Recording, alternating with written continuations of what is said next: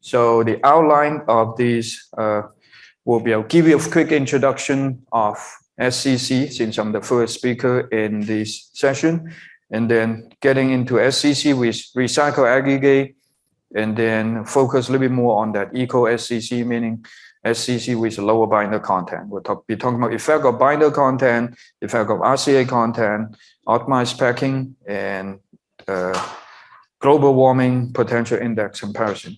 So SCC, I'm assuming most of you in this room actually know SCC, but just in case of for those of you not that familiar with SCC, SCC is highly flowable, no segregation that can be spread in place, fill the form without need of mechanical consolidation. So benefit, fast placing, saving labor costs, saving in-place costs, more uniform. You get a better quality of concrete, more flexible in design, but they're also challenged. Number one is higher material costs associated with mostly with high binder content, higher shrinkage rate, cracking potential, again, could be associated with the high binder content, and also sensitive to the slight change in the mix design. So just give you some background. And then the mixture design of SCC in general, you need a high cement content or binder content, smaller cost aggregate, higher sand fraction, high range water reducer. Sometimes we do use VMA. Mixture design wise, comparing to conventional concrete, again, because we have to have it highly flowable, and as a result, reduce that cost aggregate size, use high amount of cement that actually lead to a high binder content. That actually is why we kind of want this section, because of this high binder content associated here that could lead to some issues or potential higher costs. So that's why we kind of want to look into this.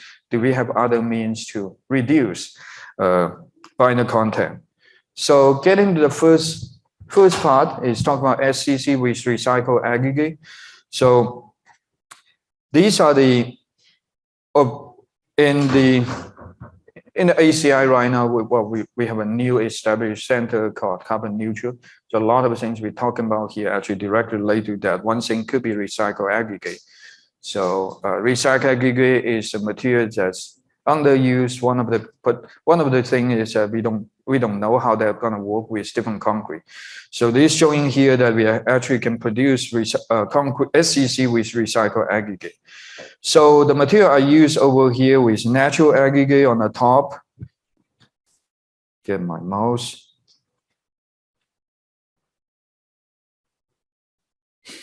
Natural aggregate on the top, and then we have recycled aggregate, we have recycled coarse and fine aggregate. So these are material we use. So we have 3 series of mixed design. Series A is actually replace our sand with recycled fine aggregate. So the sand is over here. There's a combination of manufactured sand and silica sand. That's actually natural sand. And from 0% replacement all the way to 100% replacement of sand with recycled fine aggregate. Series B is similar to Series 8, but with Series 8 is actually with fly ash, Series B without fly ash. These 2 series are fairly similar. Series C is replace coarse aggregate with recycled coarse aggregate. Again, from 0% all the way to 100%. So these are the properties. I know it's busy, but I don't plan to get into too much of detail. Basically, the information you want to get is green is good, red is bad. And so what you see over here with Series 8 on top, Series B, Series C, we do have a couple of mixes with some issue about with the flow, J-ring flow difference. And then with that's actually happened with a higher amount of aggregate replacement. And then we also have a couple mixes with L-box and refunnel that did not qualify this.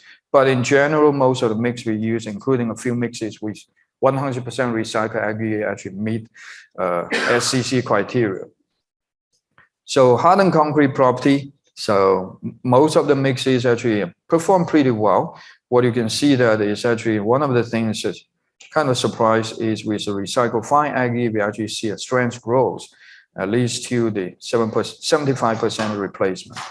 So the other thing is actually also kind of excited is with series A and series B, you can see that with comparing our reference mix, especially this one, series B, you can see with introduction of recycled fine aggregate, we actually have a reduce of the shrinkage. So one of the potential reasons is internal curing. So recycled fine aggregate does have a very high absorption. So some of you might have experience with internal curing that traditionally use lightweight fine aggregate, but recycled fine aggregate could also be a potential. So this gives you a background of SCC produced with recycled aggregate. Now let's get into the focus of this presentation is, can we do a little bit further? Can we reduce the cement content? So if you pay attention on the previous few slides showing you the design of those SCC, they are with fairly high binder content. So this part is what we want to do to see, well, can we further reduce the carbon footprint by, in addition to using recycled aggregate, we can use less amount of cement. So Eco-SCC, you're going to hear more about this. So get through this really quick.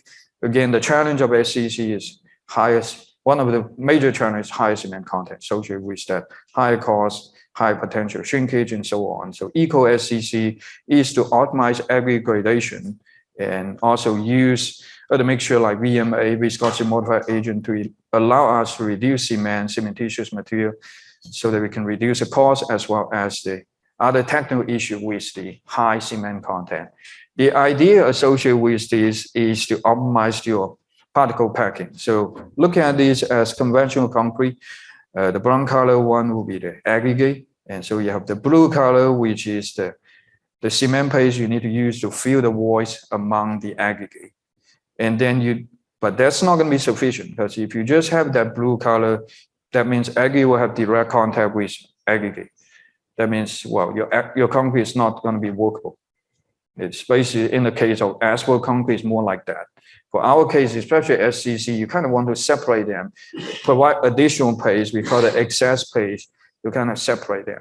So that way you can have the sufficient workability. So the idea of SCC is just increase the binder content, so they increase the thickness of this green area so that it's more workable. On the other hand, you can see that you dramatically increase your total cement content. On the other hand, with Eco-SCC, try to figure out a way to make an optimized gradation so you reduce the blue color, meaning voids among the aggregate particles, and then use more of the paste as excess paste to maintain sufficient workability. So this is idea. Material we use, in this case, we use recycled aggregates only on the coarse portion. So the natural aggregate we use is a dolomite as coarse aggregate and river sand as fine aggregate. Okay, mixture design. So we do have a couple of series. So the first series, we look at the effect of binder content. So from P1 to P2, P3, P4, P1 we consider a reference SCC mix with a total binder content of 650 pound per cubic yard. That's about 386 kilogram per cubic meter. We gradually reduce the cement content by 50 pound each batch. So P4 is 500 pound per cubic yard, and then 297 kilogram per cubic meter. That's fairly comparable to conventional concrete, just to see if that works. So the results you see over here, because of optimized design, we can still achieve good workability. You have SLUMP flow and J-ring flow, both of them are very much acceptable. And other data is also showing here, they're all good. And strength-wise, they drop a little bit compared to the P1 because of this lower cement content, but still very much like 5,000 PSI and close to 40 megapascals. It's very much acceptable. Yeah, so with this series, the other thing we look into is how about we optimize the design, change the recycled aggregate content. So the previous one, which actually what I kind of forgot to mention, the previous one used 0% recycled aggregate. But you can see that you optimize the gradation, you can get a lower binder content SCC. Now for this one, we actually use 50% replacement and then 50% replacement of coarse aggregate and then 100% replacement of coarse aggregate, just to see how these two works. And that reference mix is our P3, is the mix that we have 550 pounds per cubic yard of cement, a binder.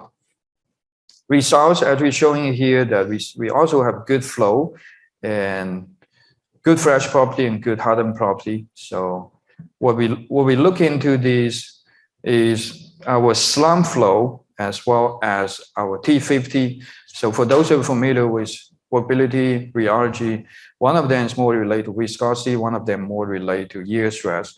When you look into these, just so you know, these are, I kind of label these, the first part when we talk about SCC, which recycled aggregate, is based on this paper, which is the triangle over here, the green dots, those Eco-SCC with a low binder content is over here. When you see that, they actually fall into different place in the slump flow versus T50 spread. So, and then from the strength standpoint, with the reduction of the cement content, you can see that we do have a drop, but still the strength is fairly reasonable, close to 40 megapascal. On the other hand, with regard to RCA replacement, you can see that 50% replacement is actually better, perform better than the pure natural aggregate mix. So the reason behind this, I want to show you this, actually I intentionally put this later on instead of early on. The reason behind all this is particle packing. So when you look at this, the dashed line over here is an optimum curve, meaning that ideally you want to get to that curve that's based on this modified Anderson model. Particle packing have optimum particle packing if you get this theoretical line. But reality, you cannot get exactly on that. But if you're getting close, that means you have a better particle packing. So our P1 to P4, that's the one with our standard aggregate, is actually a little bit further away compared to these R2 and R3. R2 is 50% of aggregate replaced recycle. R3 is 100%. Actually, R2 is closer than R3. Then actually it kind of explain why this R2 mix with 50% of recycled replacement with low binder content actually perform better than the other mixes.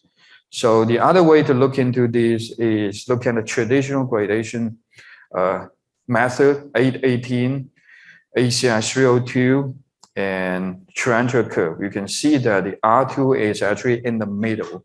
Actually a good indication that's a better optimum gradation. So when you look at these are the three combined gradation we use. Again, P1s, those are the natural aggregate and 50% recycled aggregate and 100% recycled aggregate. So the thing I'm thinking about is, when you look at the blend, it's going to be something like some of the traditional method like 818 or tarantula. Maybe you can move this a little bit and talk about this E. Move this to E, maybe E stand for eco. So that's just, if you can always match on something over there, right? So really quick. So besides the mechanic property and fresh concrete property, we also look at the carbon footprint on these. So these are based on reference. We have cement, fly ash, aggregate, including natural recycled aggregate and so on. Every one of them have their carbon footprint.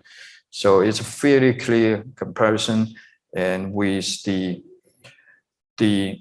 that first section I present relate to SCC with recycled aggregate, because of high binder content, you can see the carbon footprint is much higher than this field. This is from the second portion with those with a reduced binder content. It's actually, you can see the highest one is 350, and comparing to this one is close to 200. So that's how much difference this could make. So again, for Eco-SCC, you're going to hear more in the later presentation.